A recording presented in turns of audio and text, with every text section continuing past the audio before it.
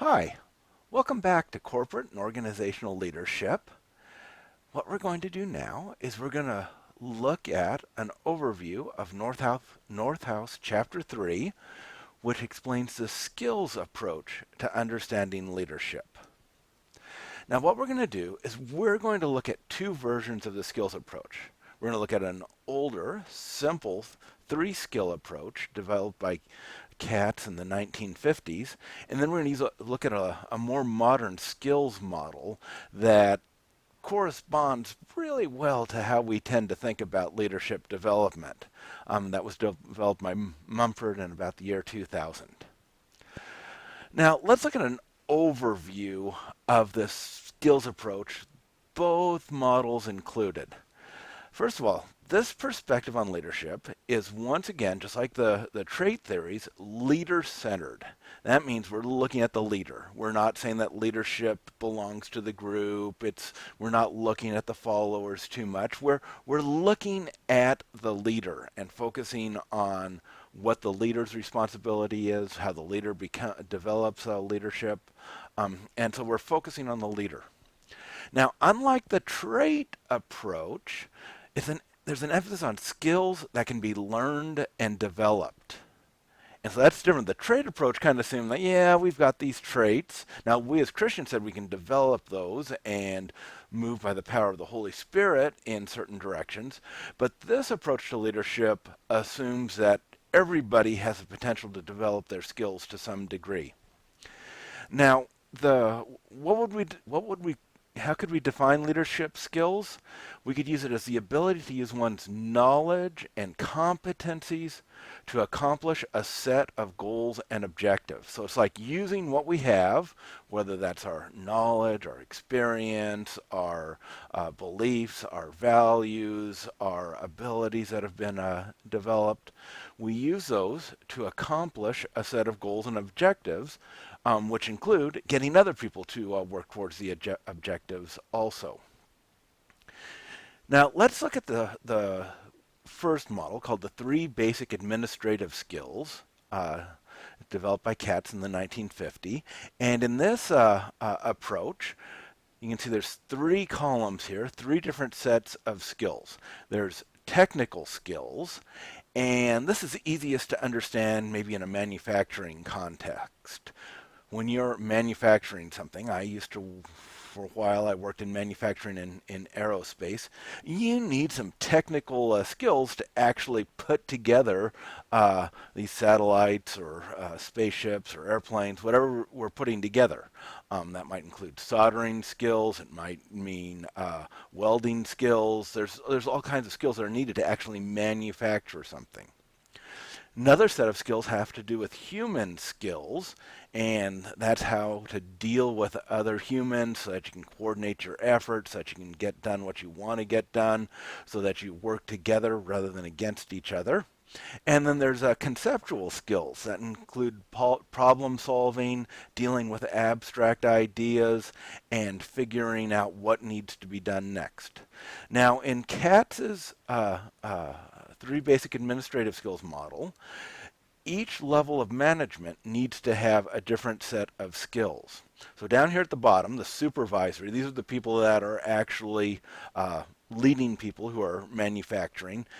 The supervisory management needs to have good technical skills. They need to know what the technicians, the workers need to be doing so that they can show them, so that they can teach them, so they can model them, so that they can fix problems that go on. They need to have good human skills so that they can get everybody to work together. But in terms of conceptual skills, the big picture of what's happening, that's not a high priority. Now, middle management, they still need all the technical skills, and they still need human skills, but they need more conceptual skills to be able to coordinate all the activities that are going on that are led by the supervisory managers below them. Now, the top management, this is where it's kind of interesting and also debatable.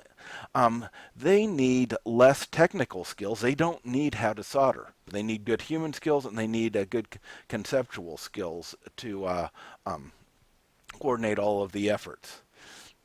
Now, this model works really good in a manufacturing context. In a service-oriented or a software-oriented company, this idea that technical skills are not always necessary for top management might be a bit more debatable. But it's a good approach in that it shows that different skills are needed in different contexts. Now let's move on to a more modern approach, and this is Mumford's skill model. And it was developed in the 1990s, and one of his most cited papers was done in 2000. And the goal of this model is to identify the factors that maximize a leader's performance, especially problem solving. Kind of Mumford was really concerned about, well, what can leaders do to solve problems? What causes good problem solving? So his research has focused a lot on problem solving. That seems to be, from his perspective, the main thing that leaders need to do. Now, unlike the trait model, which emphasizes what traits are necessary in leaders, Mumford's model emphasizes the capabilities that make effective leadership possible, rather than what leaders do. We're not looking at habitual behaviors, traits, but we're looking at their capabilities, their capacities. So we say this is a capability model. And in a capability model, that assumes that you can develop your capabilities, and that means that a lot of people have potential for leadership. Some people already have the capabilities, other people need to develop those capabilities, but they have what's necessary to advance their leadership abilities. Now, let's look at the skills model in two steps. First, we're going to do is just in this slide, we see the first three components of the skills model. We're going to make it a little bit more complicated, but let's get the first three components down right away. We start off with individual attributes, and this is kind of similar to traits, but it's a little bit more broad. People have their general cognitive ability. That's basically how smart they are, how well they can deal with abstract ideas. There's crystallized cognitive ability, and that is how much stuff you know. Generally, if you're high in cognitive ability, you can learn stuff. That's one ability to define what cognitive ability is the ability to learn. Some people will learn a lot of stuff. Some people won't learn a lot of stuff. And we call crystallized cognitive ability is basically the stuff that you learn and that stays in your tool chest.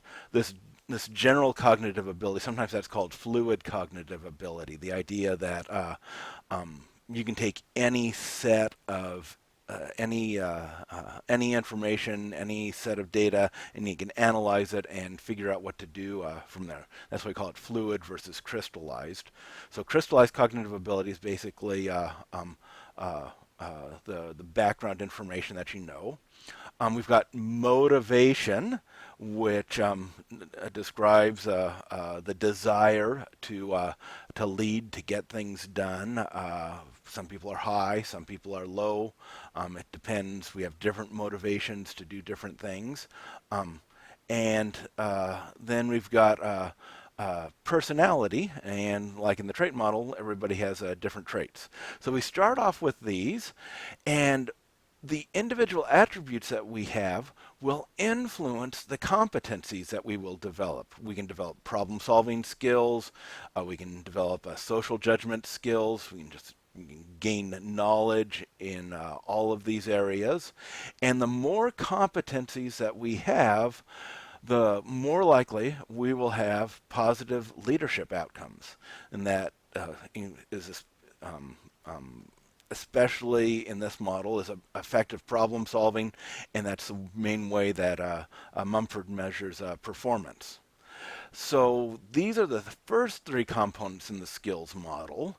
Nothing ground shaking here, but there's two other components that we need to look at. And so here's all five components. We still have the individual attributes, help develop competencies, which lead to positive leadership outcome.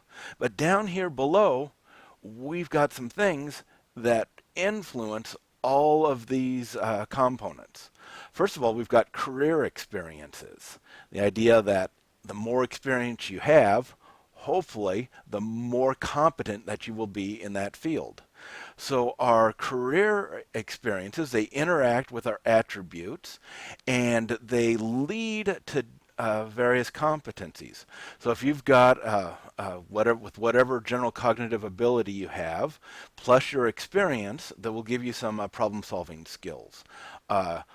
Same thing with the crystallized cognitive ability, your motivation, your personality. The different experiences that you have enable you to develop social judgment skills, your knowledge, which again increase the likelihood of positive leadership outcomes. And so there's the experiences that you have in your job, and that's typically why organizations ask for a year's experience, 2 years experience, 5 years experience, is because the idea is that you learn through these experiences. But there's also environmental influences that affect, that interact with your attributes and contribute to your competencies, which lead to leadership outcomes. And these environmental influences can be quite broad. They can be things like getting an education, working on a Master of Arts in Management program. It can have to do with the economy. The economy, the national culture is going to make certain competencies even more valuable. It'll the skills that you have will be more desired. They'll give the environment will enable you to either develop the strengths that you have or push you into new directions where you have to develop new strengths. And so this environmental influence is also a big factor in influencing our competencies. Now, these skills approaches, they have a number of strengths and also a few weaknesses. I really like the skills approach. I think it's an excellent way of looking at leadership. And so one of the strengths of this, it describes leadership in terms of skills that makes leadership basically available to everyone to some degree. Everybody's got some potential, and if they develop it, they can use it. Now, it might not necessarily be in the way that we want to, especially with the environmental factors influencing what we do. It's good because it emphasizes the role of experience and environment, whereas the trait approach didn't do that. It was kind of like you got what you got. That's going to determine how good of a leadership that you'll be able to exert.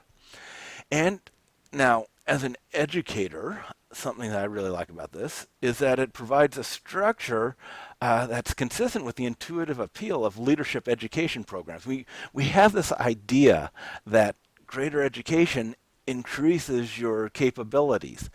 I certainly believe that. If you looked at my background or whatever, you might notice that I have a bunch of master's degrees. I never planned to go into academia. It's like, well, whenever I needed to master some subject to increase my capabilities, I got a master's degree, and I really believe that getting master's degrees like you're doing, like I've done in the past, gives you a set of tools that makes you a lot more capable and to have greater influence in the situations and among the people that you're around. So in educational programs like ours here, we're thinking that you're going to develop your capabilities and that will enable you to make better decisions and be better leaders. Now, there's a few weaknesses and criticisms concerning the skills approach. Also, one is that the skills approach is really pretty broad. And you can kind of apply it to all areas of life. So it's pretty general and less precise, and doesn't really tell you what to do in any specific situation or how to actually solve problems. Just that you can increase your ability to solve problems. So it's pretty broad, not very specific.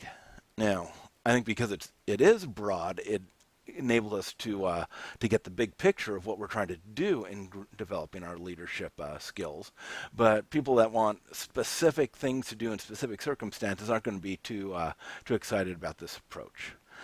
Another criticism is that even though it tries to move away from the trait approach, still the attributes that you start off with are pretty similar to traits. And so, once again, traits become pretty important.